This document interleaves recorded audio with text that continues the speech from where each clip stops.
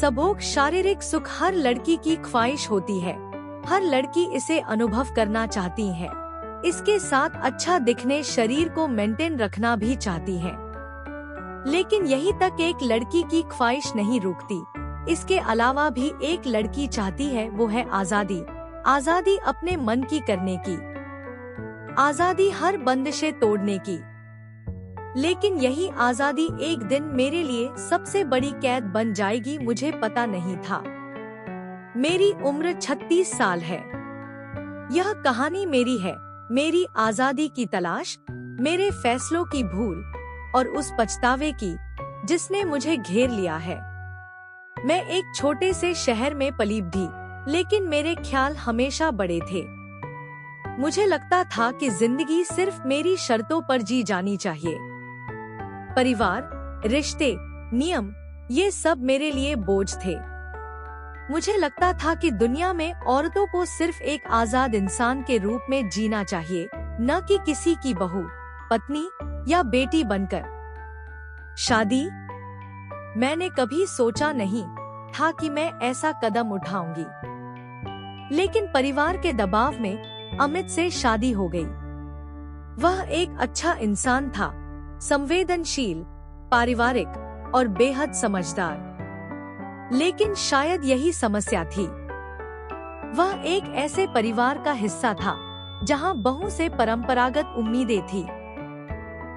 सुबह जल्दी उठना, पूजा करना, साड़ी पहनना, ये सब मेरे व्यक्तित्व के खिलाफ था। शुरुआत में मैंने कोशिश की एडजस्ट करने की, लेकिन हर दिन मुझे लगता था कि मैं अपनी पहचान खो रही हूँ। अमित मुझसे प्यार करता था, लेकिन मेरे विचारों को समझ नहीं पाता था। उसे लगता था कि समय के साथ मैं बदल जाऊंगी, लेकिन मैं बदलना नहीं चाहती थी। धीरे धीरे मैंने फैसला कर लिया कि यह रिश्ता मेरे लिए नहीं है। मैं आजाद रहना चाहती थी, लेकिन तलाक मांगना आसान नहीं था। मुझे पता था कि अमित मुझसे अलग होने का फैसला खुद नहीं लेगा। मैंने जानबूझकर ऐसी हरकतें शुरू की जो उसे और उसके परिवार को चुभें। मैंने छोटे कपड़े पहनने शुरू किए, घर के काम नजरअंदाज किए और देर रात तक दोस्तों के साथ बाहर रहने लगी। सोशल मीडिया पर मेरी बोल्ड तस्वीरें अमित के लिए शर्मिंदगी का कारण बनने लगी। अमित के परिवार का मुझसे सब्र खत्म हो गया। अमित ने कई बार मुझसे बात करने की कोशिश की, लेकिन मैंने उसकी हर बात को नजरअंदाज किया। मैं चाहती थी कि वह खुद तलाक दे और मुझे एक मोटी रकम दे। आखिरकार मैंने वही हासिल किया। तलाक के बाद मैं बड़े शहर चली गई। मेरे पास अब आजादी थी।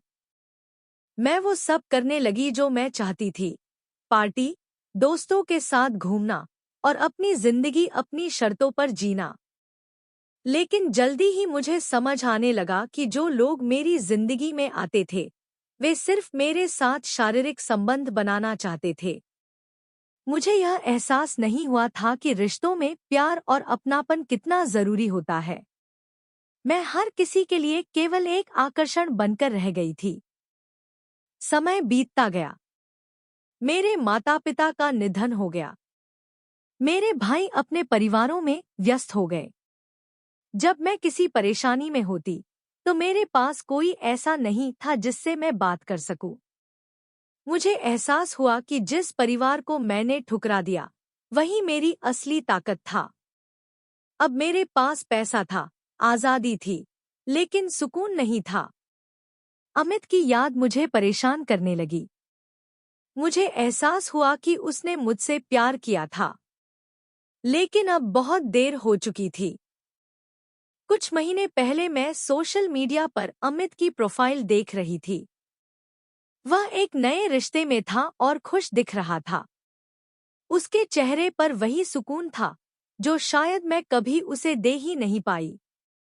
मैंने अपनी पुरानी तस्वीरें देखीं, शादी के दिन की, जब मैं दुल्हन बनी थी।